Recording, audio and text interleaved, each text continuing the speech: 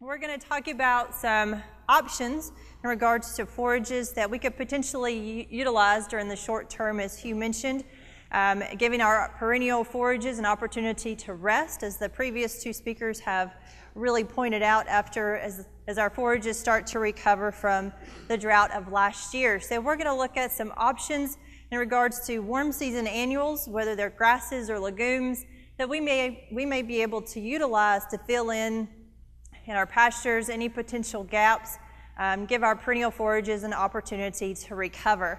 So we're going to talk, first of all, we're going to talk about warm season annual grasses. We have a lot of different options. This is showing our annual and perennial grasses. Our warm season annual grasses that we're going to talk about: pearl millet, our forage sorghum, our Sudan grass, our sorghum Sudan grass hybrids, and even crabgrass, which a lot of us, especially in East Texas, tend to think of crabgrass as a weed, as an undesirable plant on our property, but it actually has some positive attributes and could really potentially benefit us during the summer as an option. Most of our cow-calf or beef cattle operations in Oklahoma and Texas are centered around our warm season perennial forages. So we don't often think about taking advantage of annual forages during the summer. Now, we do often think about utilizing annuals, especially during the winter cool season, annuals such as ryegrass or small grains or even some legumes, because our perennials are dormant at that point, and we like to incorporate some other forages, so we may not necessarily have to feed as much hay or any type of supplementation. So we're going to talk about our warm season annuals, the different options that we have, where they might fit, where they may not fit in regards to our systems. And of course, with everything, there's always pros and cons, and we're going to talk about those. Hopefully give you enough information you can decide whether or not these will fit on your property and in your production system. So overall, in regards to our warm season annual grasses, we're typically going to be planting them April into May. Some people will make later plantings in our summer, generally not recommended because you will ultimately have less production. Obviously, the later we plant, the less forage production you would have. So the earlier we plant those forages, once we start to get warm and our night temperatures stay consistently warm, we'll have a greater opportunity to have maximum production of those forages. So we're planting fairly early. They can provide forage within 60 days, so very quickly to establish. So if you have a pasture that maybe you're thinking about ultimately reestablishing, or you're trying to determine what to put in that location, maybe you're concerned that a perennial may not survive in 2012, especially if we have some more severe dry conditions this year, you may want to think about incorporating a warm season annual. It's going to be temporary. Once it's petered out into the fall, early winter, you could use that, take advantage of that location for some cool season forages or cool season annuals. And then once again, the next spring, you could start with either your perennial or another warm season annual. So it does have its fit. They are very productive, 2 to 3 tons per acre potentially. Obviously, that's going to depend on not only rainfall, but also fertilization and any potential competition, such as weed pressure or any other plants on your property. These annual warm season grasses do prefer hot, dry conditions. They're actually more productive in those conditions. Now, that does not mean that these forage species are are very tolerant of severe drought conditions. So they're not going to survive a severe exceptional drought similar to last year. They're not necessarily going to be that silver bullet, but they do prefer and do like our hot, dry conditions throughout the southeast of the United States. Summer rainfall is necessary to justify, unfortunately, the expense of planting and fertilization. Because they are annuals, that means that they require annual land preparation. Starting with a well-prepared seed bed, you also have the expense of the seed, the equipment to prepare that seed bed, to plant that seed, and then obviously they're going to have a high requirement in regards to fertilization, much higher requirement than our perennial forages that are already well established. So those are some cons, but they can have some positive attributes and provide some extra high quality forage for us during the summer season. Like I said, they already mentioned they do require that annual land preparation, can be time consuming and also economically consuming or as a concern. They're going to require the annual planting and then some heavy fertilization. But like I said, if you have a pasture that maybe needs some tender loving care, or you're concerned that you will need to overplant or replant that specific pasture, you may want to think about utilizing that space for a higher quality forage such as a warm season annual, and look at planting it in a perennial at a future date. So they can also be utilized for extra hay production. Some locations, especially dairy farms in Northeast Texas, will utilize a lot of these warm season annual forages for silage production. So a very high quality product. Now they can be difficult to stock properly or to alter your stocking rate according to their production, because their forage production is based on rainfall. So we have to be very flexible. Unfortunately, not a lot of us are very flexible in regards to our stocking rate. We generally like to open the gates and let our cattle or livestock have full range of all of our property. But these forages are going to require a little bit more management, potentially more time or extra fencing on our part, which could be an additional concern or cost. So something you need to keep in mind as you think to invest in warm season annuals. So they may not necessarily be economical for all of us, but they do have a fit. They have a positive fit in our production systems. We just need to sit down with pen and pencil, talk to economists, and really look at if they are an economic fit for our production systems. So as I mentioned before, they are going to require a well-prepared seed bed. So as with any planting of any forage, whether it's a perennial warm season Bermuda grass, or if it's our warm season annuals, or even our cool season forages, we always recommend that we start with a soil analysis. Collect that soil sample, determine where you stand in regards to the nutrient status in your soils, how much nitrogen, phosphorus, and potassium do you have available, what is your soil pH, and are those nutrients and is that soil pH going to support the forage you're trying to establish, or do you need to make some improvements, some changes before you even plant? Try to get that seed bed well prepared at least by April 1st. So you can potentially start this weekend if I end up inspiring you to incorporate some warm season annuals. And your seeding rate is going to be based on whether you're going to simply broadcast that seed followed by a drag, or if you're going to use a drill. Obviously a drill requires an additional piece of equipment. If you don't have that, you can establish these forages by simply broadcasting, which can be a little bit easier and require less expensive equipment.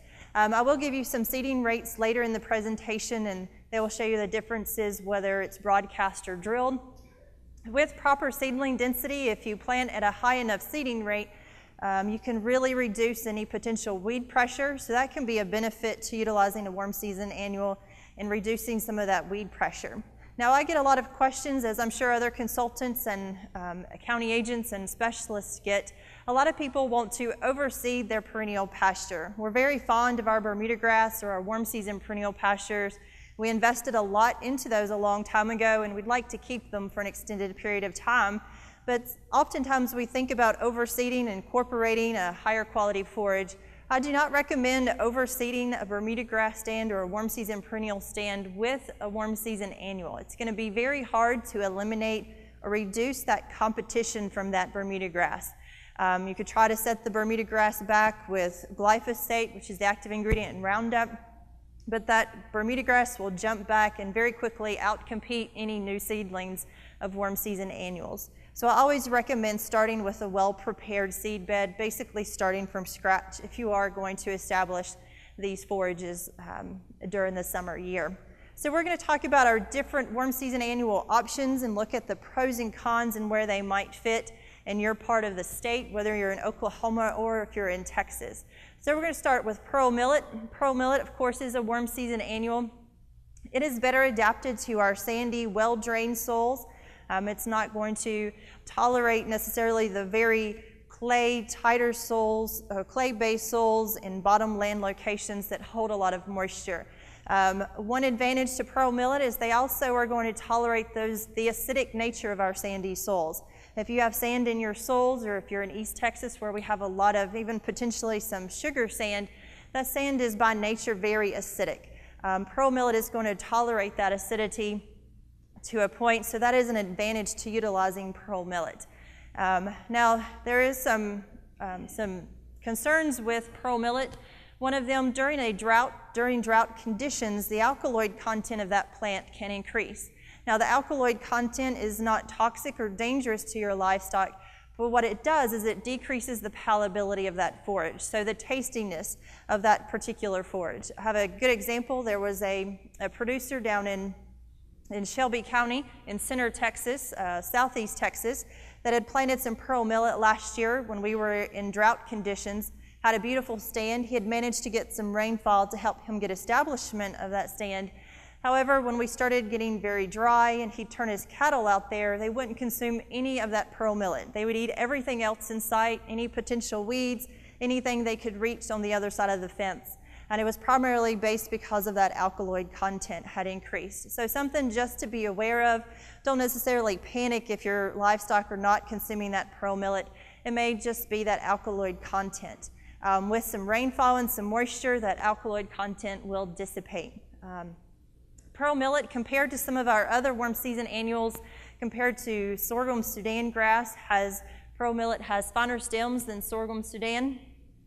So it's a very palatable, very high in digestibility, high in crude protein as well. Can make a very high quality forage for our livestock during the summer conditions. For drilling, if you're going to be drilling pearl millet, the seeding rate is 10 to 15 pounds per acre. If you're broadcasting, we're going to recommend a higher seeding rate of 25 to 30 pounds per acre. After broadcasting, I do recommend a drag of some sort or rolling so you can increase that seed to soil contact. So you'll have some germination and potentially a very good crop of pearl millet. There are many varieties that are day length sensitive and will set seed much later in the summer as opposed to some of the other varieties. Some very popular varieties of pearl millet, I think, are out of Georgia. Teff leaf, T-I-F-L-E-A-F, 1, 2, and 3. They were developed and promoted because they produce much more leaf than some of the older varieties of pearl millet. So they are a recommendation in regards to variety of pearl millet.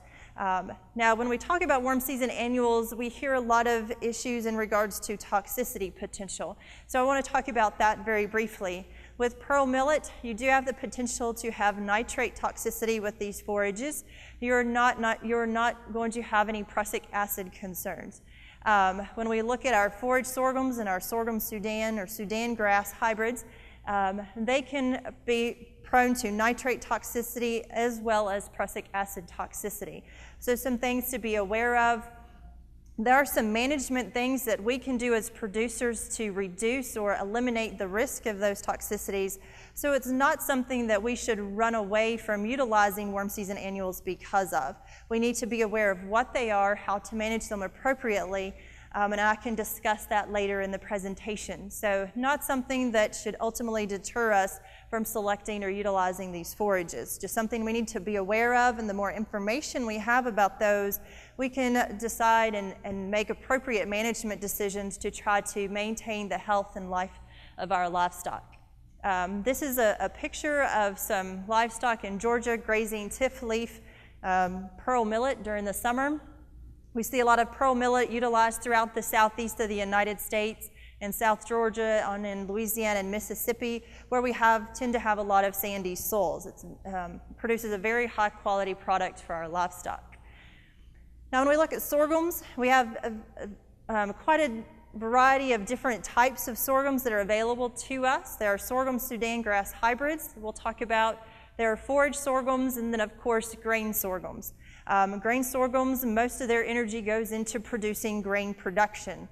They're often utilized for their grain, obviously, so can be utilized for silage production or primarily for grain. Our forage sorghums are going to have higher dry matter production compared to the grain sorghums. We produce more leaf area and less of that grain. So they're primarily utilized for livestock consumption, whether it's a hay product or even silage or grazing. Our sorghums are better adapted to our loam and clay soils as opposed to the very sandy soils. They prefer those tighter soils that potentially hold some extra moisture. as opposed to those very deep sandy soils. We see in Texas, we see a lot of production of sorghums in the central part of the state as opposed to our northeast corner where I'm actually located. Like I already mentioned, our sorghums are prone to nitrate toxicity and prussic acid as well. Compared to our pearl millet, we only have the concern of the nitrate toxicity, and I can speak to those briefly here shortly. So we're going to talk about each of these, the sorghum Sudan hybrids, and then our forage sorghums, and we'll also talk about Sudan grass individually, where they might fit on our production systems. Of our warm season annuals, the sorghum Sudan grass hybrids are the most productive in regards to dry matter pounds produced per acre. So it's very popular in regards to warm season annuals because ultimately you could potentially get more bang for your buck if managed appropriately. The sorghum Sudan hybrids are more severely, unfortunately, affected by drought as opposed to that pearl millet.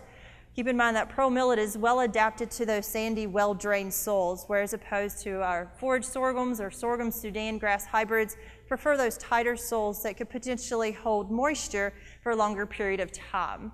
They're also less tolerant of very acidic soils, so they're going to require a soil pH of at least around 6. So that's why collecting those soil samples and having it analyzed early in the year is very important. It can often take us up to 6 months, if not more, to change our soil pH in our locations. So if you collected a soil sample and had it analyzed in the next week or so and you found out you had very acidic sandy soils, you would lean more towards utilizing pearl millet as opposed to a forage sorghum. But you could think about in the future increasing or improving that soil pH and potentially using some of the sorghum varieties if you have the locations suited for those. Our sorghum Sudan hybrids can be utilized for grazing or silage. Since they have a rather thick stem, they can be a little difficult in regards to hay production.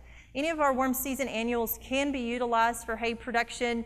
I often recommend also using a hay conditioner to try to increase or actually decrease the amount of curing time needed for those forages. Since they do have a thicker stem and thicker, broader leaves, they can tend to take a little bit longer extra curing time in regards to producing a hay product, but can produce a very high quality product. In case you have horses on your property as well, you do need to keep in mind that sorghum Sudan grass is not recommended for horses. Can have some detrimental health aspects for our equine populations. So be aware of that if you have horses on your property or if you plan on producing this as a hay crop. Make sure you market it to the appropriate producers to reduce any risk of causing damage to someone's horse population. So something to keep in mind. Here is a picture from the International Plant Nutrition Institute. They have good images of different grass varieties and forage species, and this is a sorghum Sudan grass hybrid, so you can get an idea of what that might look like. This is our forage sorghums. As you can tell from compared to the previous picture, have a lot broader leaf and obviously much more grain production than any of our sorghum Sudans. Forage sorghums are high yield producers. They can get fairly tall, and they may have more than from 0 to 50% grain and forage depending on the hybrid and then the stage of maturity. Obviously that grain production is going to be a lot later in the season as opposed to early on in the summer. In regards to varieties of our forage sorghums, I often recommend the BMR, which stands for brown midrib hybrids, and that is because those brown midrib hybrids have an increased digestibility. They have less lignin or less of the undigestible aspect in the leaf of those forages. So they're much more digestible by our livestock. So our livestock will benefit more from the nutrition from those forages. So I often recommend the brown midrib varieties of any of our forage sorghums for livestock production, whether it's for a pasture, hay production, or even silage. Sudan grass, another one of our warm season annuals. It has a finer stem than any of our other warm season annuals.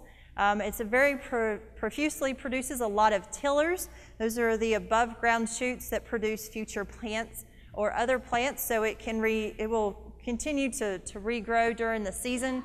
And it is also very leafy, so quite a bit of dry matter production per acre there for you. Produces very little seed. It does have superior regrowth after cutting or grazing. A lot of our warm season annuals we need to manage appropriately so we can manage for some regrowth. If we overgraze a lot of our warm season annuals, the way we generally treat our Bermuda grass, we like to graze it down to the soil level, and Bermuda grass is very forgiving because of the rhizomes and stolons. It will continue to grow with appropriate environmental conditions and continue to be productive. Our warm season annuals, we need to maintain at least a 6 to 8 inch stubble, growth stubble, so that it can regenerate or continue to produce during the season. So we'll have a larger window of time to utilize those forages as opposed to overgrazing them temporarily. The Sudan grasses do require fertile soils with a pH of at least 5.8 or higher, but if we're managing for Bermuda grass, any of our Bermuda grass varieties, they prefer a soil pH of 5.8 or higher as well. So if we're already in that habit, we can easily fit these warm season annuals into our production systems.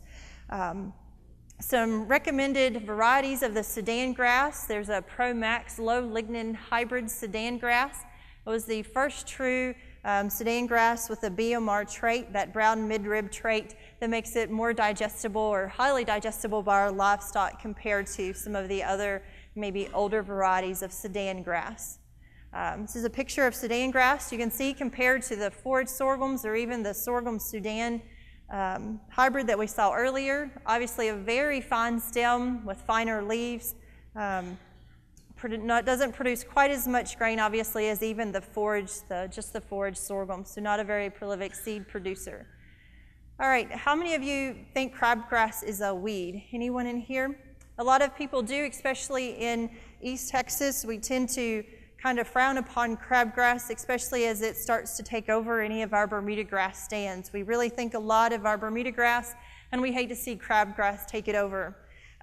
So a lot of people view crabgrass as a weed. I'm more than happy to tell someone how to kill it, but I'm also more than happy to recommend it as a warm season annual. Very high quality forage, and most people are often surprised when I tell them that crabgrass actually is higher in quality than our Bermuda grass, even our hybrids of Tifton 85 and coastal Bermuda grass. People are often quite surprised. I think a lot of producers in Oklahoma utilize and take advantage of crabgrass, probably much more so than those of us in Texas. Now, crabgrass, unfortunately, is not drought tolerant. It does grow better where soil moisture conditions are good. It will prefer those tighter soils where we do have maintain or retain some of that soil moisture. We often see crabgrass moving into low areas in our pastures or hay meadows, and they will tolerate poor fertility compared to our Bermuda grass, and so they can quickly encroach into our pastures or hay meadows if we start to deplete our Bermuda grass or desired perennial forage of their requirements in regards to soil nutrient status. They do have good reseeding potential, which makes them very challenging in regards to weed control because they are crabgrass is a prolific seed producer. I generally do not recommend crabgrass for hay production. It has a very broad leaf and it retains a lot of moisture, so it will extend that curing time in regards to a hay product. But it's very effective and provides some very high quality grazing for our livestock, whether we're in Oklahoma or in Texas. Now, the varieties I generally recommend actually both came from the Noble Foundation here in southern Oklahoma. Red River and also the Quick and Big are two very popular varieties of crabgrass that can be utilized as a warm season annual. So those would be my recommendations. But like I said, if you are concerned with crabgrass in regards to weed in a hay meadow, I'll be glad to offer any herbicide recommendations. If it is in a pasture, I highly recommend let your cattle consume it. They can very quickly eat it down and reduce any seed production, and it could ultimately potentially take it out of your pasture for you. And you're getting a high quality forage somewhat for free. So I would take advantage of it in a pasture situation for sure. Here's a good picture of crabgrass. Very prolific seed producer, but a very high quality forage. So here are seeding rates for the various forage species of warm season annual grasses. Pearl millet, our sorghum, Sudan hybrids, Sudan grass, and forage sorghums. Their seeding rates are very generally close together, on average about 20 pounds per acre if you're going to be drilling, and obviously a little bit more if you're going to be broadcasting to ensure good distribution of that seed, and possible to increase the number of seed that will germinate. So for broadcasting, recommend a little closer to 30 pounds per acre for those. Now if you pay attention to crabgrass, has a very different seeding rate, and these seeding rates are going to be based on seed size. For crabgrass, it's 2 to 3 pounds per acre for drilled, and a little more to 3 to 5 pounds of seed per acre if you're going to be broadcasting that specific seed. Now, unfortunately, in regards to seed this year, because most of our, especially our forage sorghums, most of that seed production comes out of the state of Texas, and considering that for 2011, a good majority of the state of Texas was in an exceptional drought for majority of the summer, we had very little seed production of our sorghums or forage sorghums last year. So seed availability is going to be a very large issue. In regards to talking to seed retailers in the past couple of weeks, if you are the least bit interested in utilizing a warm season annual, the sooner you call the feed and seed store, the sooner you purchase that seed, the better off you're going to be. Seed availability is going to be limited, and keep in mind when availability is limited, prices are going to go up, and just kind of the law of economics. So keep that in mind. Get your hands on that seed as soon as possible. Start thinking about planting as soon as possible as well. Seed availability is going to be an issue, so keep that in mind. Most of us generally don't think about utilizing warm season annuals until after we've had some sort of disaster, especially after a drought condition, when during the summer we were obviously very concerned about having forage production. Instead of pasture for our livestock to graze, a lot of us were having to buy hay from outside of the state or from other locations, or having to supplement our cattle some other way as opposed to providing grazing. Utilizing a warm season annual can help fill in that potential threat during dry times. So a great opportunity. Now another warm season annual that I wanted to mention, now in regards to, I'm more familiar in regards to how this forage may or may not fit in the state of Texas, since that's where I'm based. I get a lot of phone calls from producers when they run across ideas or information out of publications, national publications, and there is a forage, a warm season annual that is called Teff. It's very similar, grows in somewhat of a bunch. It is finer stemmed, finer leafed and stemmed than any of our other warm season annuals, and there is some utilization of Teff, but it is in some of the more northern states as opposed to our southeastern part of the United States. Now in those northern states, Teff is just about as productive as some of our other warm season annuals that we have available to us. Almost about 90% of the same production or yields as a pearl millet and the sorghum Sudans. Now if we start looking at our environment in our locations in our states, to this date, Teff has not been evaluated in any part of Texas that I'm aware of, and I've asked other researchers in regards to if they have done research in the past. So I had to look at some information from the University of Georgia. Eastern Texas, East Texas is very similar to part of southern Georgia. They did some trials in Georgia's, but they had varying opinions in regards to Teff production. They discovered that it had very weak seedling vigor, so they had an issue with weed competition, and probably primarily from other grass species. And it's very difficult to control the grasses in grasses. So they had a very hard time getting Teff to even establish or be very productive. It ultimately only produced about 10% of the production of any of our other warm season annual forages that we have available. So for at least for Texas, Northeast Texas, I would recommend taking advantage of either pearl millet or the sorghum Sudan hybrids, or a forage sorghum, or even crabgrass as opposed to potentially Teff. For Oklahoma, or anytime you're curious about a forage you're not very familiar with, always contact either a consultant here at the Noble Foundation, your county extension agent, or even myself at Overton. So for Texas, I would not recommend Teff as an option, as a warm season annual option. And realize it's going to require quite an investment in regards to seed costs, land preparation, fertilization.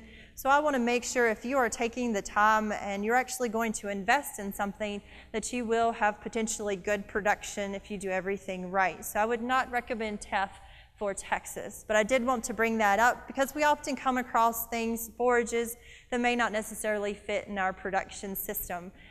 So I'd like to give that information ahead of time.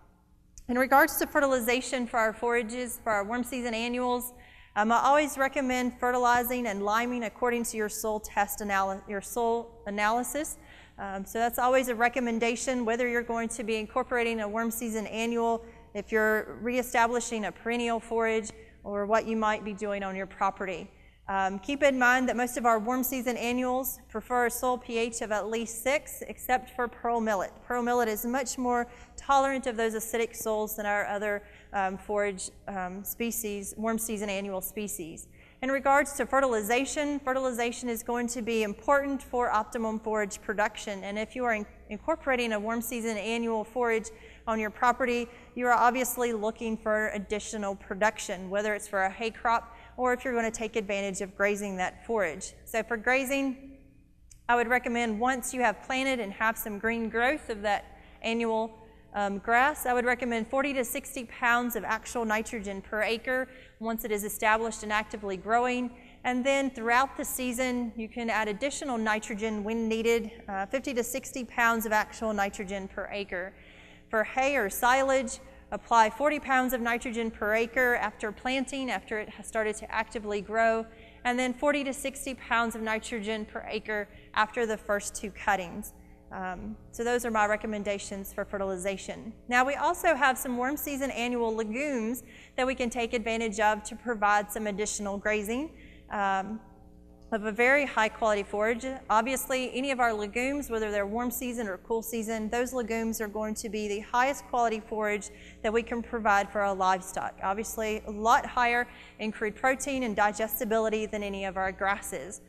With potential of having crude protein up to about 22%. So very, very high quality forage. This is a picture from Overton. We have a legume breeder who does a lot of work with Lab, which is a warm season annual legume, and that is pictured here. These livestock are actually grazing Lab. And we're going to talk about our warm season legume options. There are cowpeas, there's iron and clay cowpea, and there's also a red ripper cowpea. I don't have a picture. They grow more vertical as opposed to Lab is much more like a vine, very vining. They can both, either of these can be utilized for additional grazing.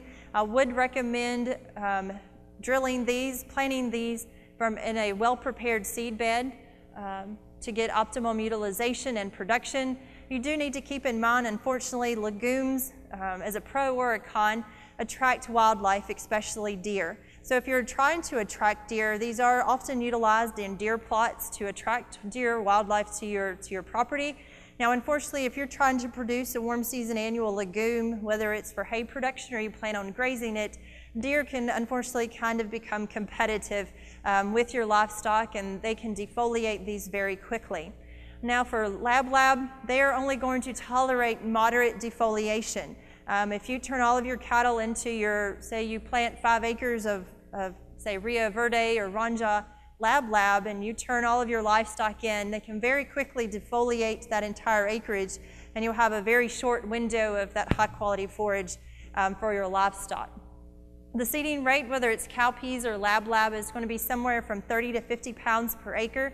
I do recommend drilling as opposed to broadcast for establishment of these warm season annual legumes. They can either be utilized for hay production or for grazing. If you are going to, I recommend in regards to maintaining at least 4 inches of stubble height.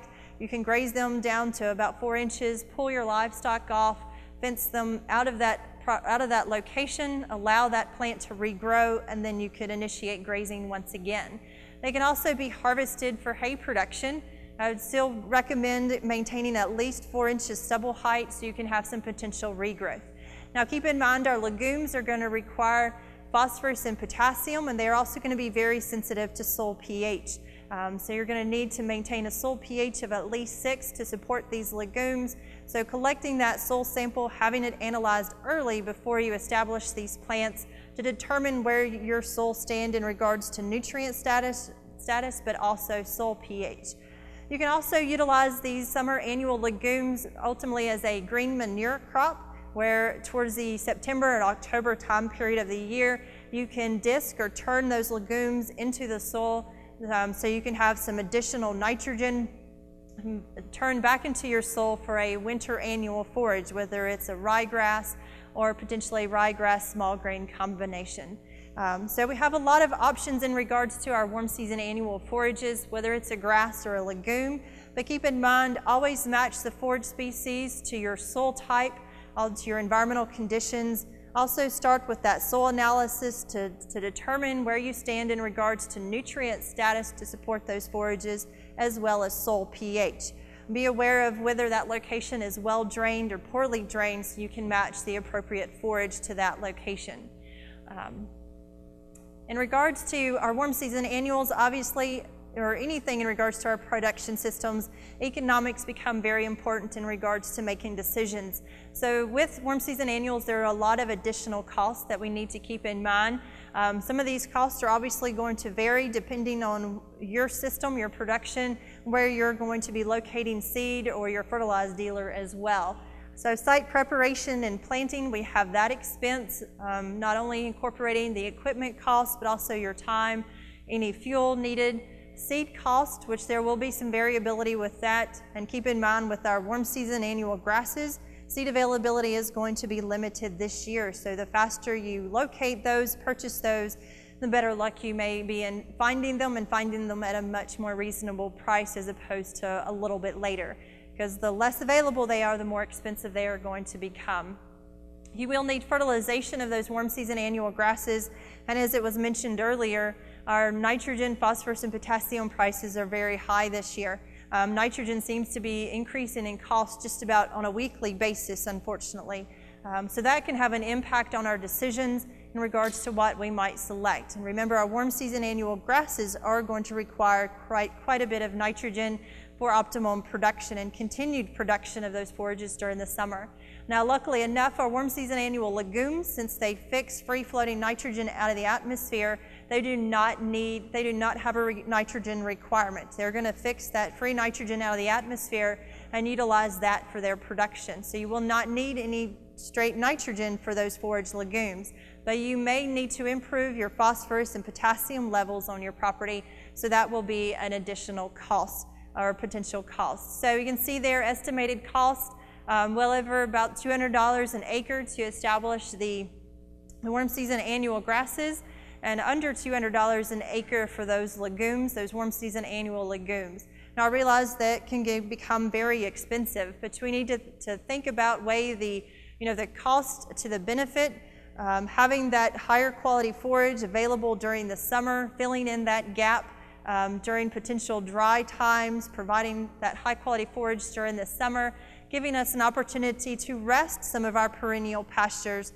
That additional cost may actually save us some money in regards to potentially having to feed hay or supplementation, or the even larger cost of having to reestablish a lot of our acreage. But it is something that we need to keep in mind. You will have to sit down and personally make that decision as to whether it is economically feasible for you in your production system. But we have a lot of opportunities with our warm season annuals, whether they are grasses or legumes. So how am I on time? I've got a few more minutes. Very quickly, I'll be glad to answer any questions, but very quickly I did want to discuss nitrate and prussic acid toxicity. I didn't include those slides because I was concerned about time, but I do want to mention those very briefly. They are concerns with our warm season annual grasses, but I think the more education we have, we'll be better understanding and hopefully better managers of those forages. Remember, pearl millet is prone to nitrate toxicity, and our forage sorghums are prone to nitrate toxicity and prussic acid toxicity. In regards to prussic acid toxicity, it occurs when a naturally occurring glycoside in our plants increases, and primarily increases due to stress. That can occur following a drought, when that plant has been stressed from drought, or after a very heavy frost. We primarily we're more concerned about potential prussic acid toxicity when we are in severe dry or drought conditions. That prussic acid will actually dissipate within the plant over a couple of days, within 7 to 10 days. So if you have a pasture of pearl millet and we have had a severe drought, We've received some rainfall, got a huge flush of that pearl millet. That prussic acid is going to be very high in that new young growth, or those new leaves, those young leaves. So if we delay initiating grazing those pastures for 7 to 10 days, they should once again be safe for our livestock. If you have harvested that forage and you're concerned about having high levels of prussic acid in that hay product, once again, if you delay feeding that product about 10 days, that prussic acid level will dissipate and that forage will once again be safe to feed to your livestock. Now, in regards to nitrate toxicity, very similar to prussic acid in regards to what causes the buildup of that nitrogen in that plant. Generally, it's going to happen after we've fertilized with a lot of excessive nitrogen, and then we are in a drought period. If we have some rain following an extended drought period, we have some new young growth, it's going to be very high in nitrates. And unfortunately, our livestock are not going to be able to metabolize all of that nitrate and convert it ultimately into protein, so it can become toxic to our livestock. Now, if it is harvested in a hay product and you harvest a forage that's very high in nitrates, unfortunately, even 30 years from now, that nitrate level is not going to dissipate. It can still be very high. You can have your forages, whether it's out of a pasture or in a hay product, you can have them tested for nitrate toxicity. The College Station Forage and Soil and Forage Lab will test forages for nitrate toxicity. If you are purchasing hay and you're concerned about nitrate toxicity, I always recommend, whether it's hay you're purchasing or hay you've produced yourself, don't just sample one bale, because you could potentially have hot spots in that hay meadow or spots that are not necessarily as toxic. So make sure you get a good representative sample. The same would go within a pasture. Don't walk to the gate and collect a sample. Get a good cumulative sample of the entire property to have that tested for nitrates, high nitrates. So there are a lot of management tools. I'll be happy to answer any specific questions. So this time I'll turn it back over to Hugh. Thank you. Yes, sir. Yes, forage soybeans, sorry about that. Forage soybeans are also another forage legume, warm season annual forage legume that can be utilized. Unfortunately, they do not tolerate defoliation, excessive defoliation, so they can be a little bit more challenging to manage. You're not necessarily going to have the regrowth that you could potentially have with the cowpeas or the lab. They're going to prefer the tighter clay-based soils. The cowpeas and lab will tolerate the sandy loam soils as well as the clay soils. But it is a warm season legume option that is available to us. Yes, sir. Pearl millet, is it dangerous, hazardous to horses too? All right, his question was about pearl millet. Is it also dangerous or unrecommended or not recommended to feed to horses? It is safe to feed to horses. Just pay attention to nitrate toxicity levels. Yes, sir. Is the cowpeas, do you have a Roundup ready cowpea or not? In regards, his question was about cowpeas. Is there a Roundup ready cowpea? To my knowledge, there is not a Roundup ready cowpea or lab. And unfortunately, being broadleaf legumes, they are very challenging to control broadleaf weeds within those legumes. So I always recommend, if you plant a higher seed density, they could potentially be more competitive against those weeds. And if you also start with a well-prepared seed bed, reducing that vegetation before you plant, that will also help with establishment and can improve seedling density of those legumes. Yes, sir. All right, his question is black-eyed peas. Black-eyed peas are obviously a legume that is produced primarily for human food consumption.